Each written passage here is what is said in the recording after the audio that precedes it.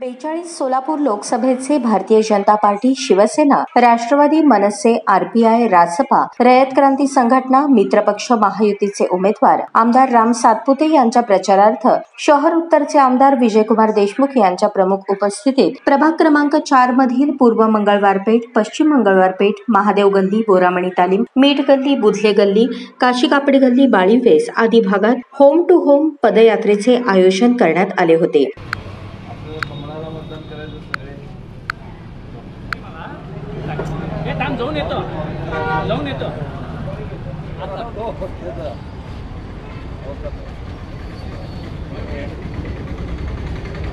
भारतीय जनता पक्षाचा जय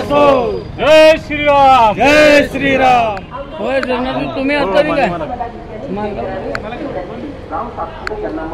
पंतप्रधान नरेंद्र मोदी